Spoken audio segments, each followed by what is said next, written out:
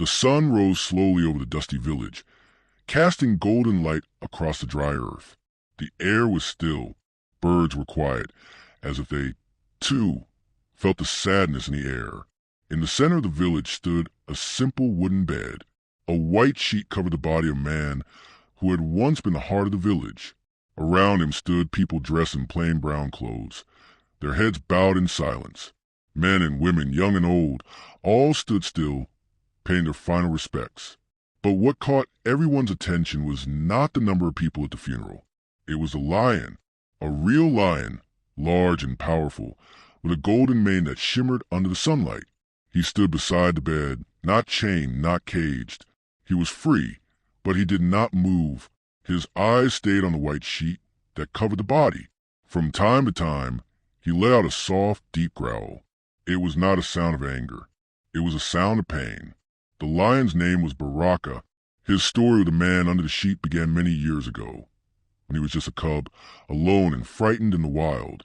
His mother had been killed by hunters, and he was left to die, weak, hungry, and afraid. That was when the man, whose name was Mosi, found him. Mosi was not like other men. He had a special connection with animals, and people often said he could understand their thoughts. Mosi had been walking through the forest collecting herbs when he saw the small lion cub trapped in a thorn bush. He could have walked away. He could have said it was too dangerous, but he didn't. Instead, he carefully cut the thorns away and lifted the cub into his arms. Baraka was too weak to fight. He just looked up at Mosi with tired eyes. From that moment, something changed in both of them. Mosi took Baraka home to his village. People were afraid at first. "You can't bring a lion here," they said. "It's not safe." But Mosi calmed them. "He is not just a lion," he said. "He is my friend." Baraka grew up in the village, not in a cage but as part of the community. Mosi trained him, fed him, and spoke to him like he was a child. The bond between them became stronger with each passing day. Children would play near Baraka, and he never hurt them. He followed Mosi everywhere, like a dog would follow his master. The village slowly accepted him, and Baraka became something of a legend. Years passed. Mosi grew older, but he never stopped caring for Baraka. Even when the lion became full-grown and powerful, he remained gentle with Mosi. The two could often be seen walking together at sunrise, man and lion side by side. And now, Mosi was gone. Baraka did not understand everything, but he knew Mosi was no longer moving, no longer speaking. He had sat by Mosi's house all night, refusing to eat or drink. When they brought the body out that morning, Baraka followed silently, and now he stood by the bed, looking at the sheet, his eyes full of grief. The funeral ceremony began slowly. An elder from the village stepped forward and started to speak in a soft, broken voice. Mosi was more than a man. He was a healer, a teacher, a friend, and a protector, he said. He once told me, "We do not live forever, but love does." And today, we see proof of that love standing right in front of us. Everyone looked at Baraka. He didn't roar. He didn't move. He only sat beside Mosi's body, breathing heavily, as if each breath hurt. His eyes stayed fixed on the white sheet. He understood loss.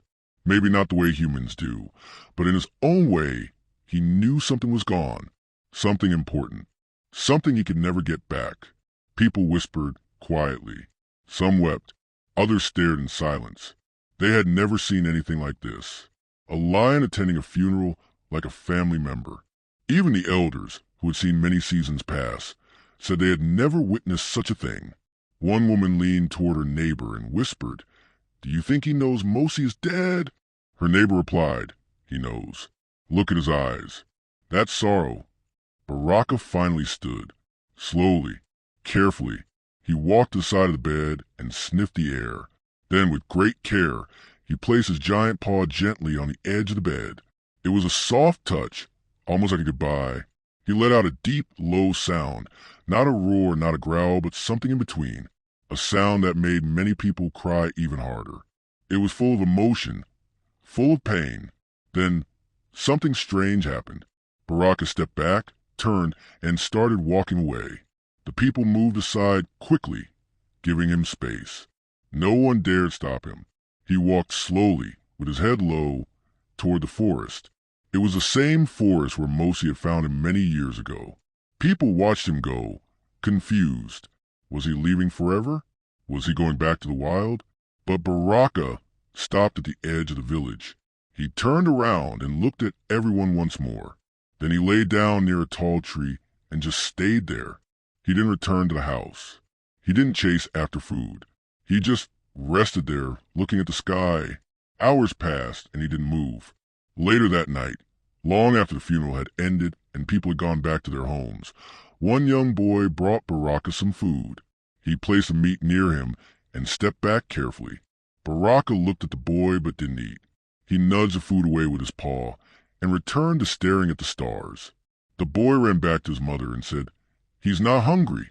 I think he's waiting for Mosi to come back." That night, no one slept well. The village felt emptier than ever. Mosi was gone, and now the lion who had always stood beside him seemed to be fading too. Some people even whispered that maybe Baraka would die of a broken heart. But no one could guess what the lion was really planning, because the next morning everything changed. The next morning, before the sun had fully risen, strange sounds came from the forest. At first, the villagers thought it was just the usual morning noises. Birds calling, wind blowing to the trees. But then the sounds grew louder. It was not a roar, but a low, echoing hum, followed by short growls and rustling bushes. Some villagers peeked through their windows. Others stepped out of their homes. They looked toward the forest and gasped. Baraka was not alone. From the shadows of the trees, more lions appeared, at least 5 of them. All were full-grown, strong and alert. They walked slowly, carefully, as if guided by something. And in the front of the group, leading them, was Baraka. He stopped just at the edge of the village and looked at the people who were now gathering again in silence. No one moved. For years, the village had known Baraka as the only lion they trusted. Now, 5 more stood behind him. People were scared. "What's happening?" someone whispered. "Why are they here?" But Baraka did something no one expected. He sat down. The other lions followed. They didn't growl, didn't roar, didn't threaten anyone. They just sat with him, heads held low, looking toward Mosi's house. Then Baraka stood up again and walked to the spot where he had last seen Mosi. Beside the bed where the funeral was held, the sheet had already been removed and the bed was now empty, but Baraka sniffed it gently. Then he turned to the other lions and let out a low, soft roar. And something magical happened. The lions bowed their heads. It was not an accident. It was not something wild animals usually do. But there they were, 6 lions, heads low, sitting in silence. It was as if Baraka had brought them there to pay their respects. As if he was telling them, "This man saved me. He was my family.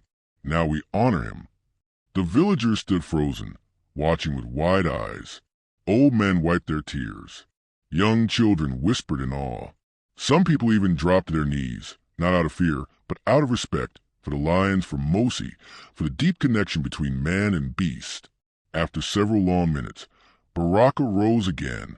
This time, he did not walk back to the forest. Instead, he walked to Mosi's small house and sat by the door. The other lions followed and settled nearby, lying in the shade. It was clear they were not just passing through. They were staying. That evening, the village held another gathering. This time, it wasn't just a farewell from Mosi. It was a discussion about what to do with the lions. But no one suggested driving them away. No one said they should be hunted or forced to leave. "If they are here because of Mosi," the chief finally said, "then maybe we should honor that. Maybe they are his final gift to us." So, a decision was made. The lions would stay, and the village would protect them, just as Mosi had protected Baraka so many years ago. But what the lions did next shocked everyone even more. Days turned into weeks, and life in the village slowly returned to normal, or at least as normal as it could be with a group of wild lions living nearby. But these were no ordinary lions. They didn't attack anyone. They didn't threaten the animals or crops. Instead, they stayed close to Mosi's old house, almost as if they were guarding it. And every morning, without fail, Baraka would walk to the village, calmly, quietly, checking on things. People began calling him the Watcher. Then, something incredible happened. One evening, a child wandered too far from the village while playing. He didn't know he had crossed into a part of the forest where wild dogs lived. These dogs were not friendly. They were dangerous and hunted in packs.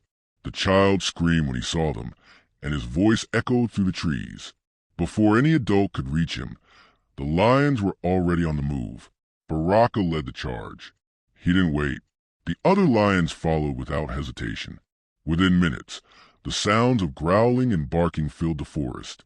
The villagers ran after them, terrified of what they might find. But when they reached the clearing, they saw something they would never forget. Baraka stood in front of the child, his body shielding the boy. Around him, the other lions had formed a protective circle. The wild dogs were gone, scared off by the sudden appearance of such strong predators. The boy was shaking but unharmed. And Baraka? He just looked at the boy, sniffed his hair gently, and licked his cheek before walking back into the trees. From that day on, everything changed. The villagers no longer saw the lions as animals. They saw them as guardians, protectors, just like Mosi had once been. The lions became part of village life in ways no one could have imagined. They watched over the children. They walked the edges of the village every morning and every night. And Baraka, always Baraka, made sure peace was kept.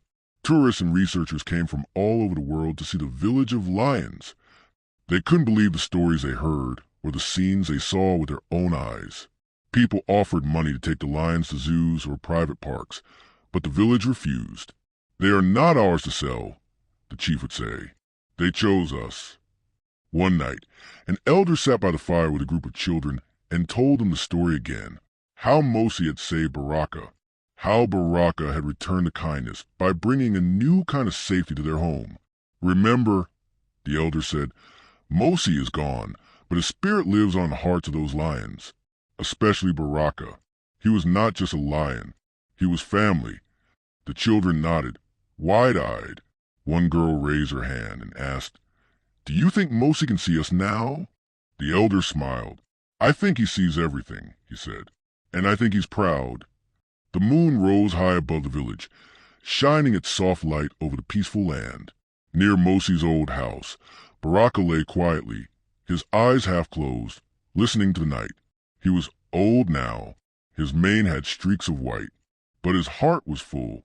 He had kept his promise. He had protected the people Mosi loved. And even though he could not speak, the whole world heard the story he had told without words. A story of loyalty, grief, and a love so deep it crossed a line between human and beast.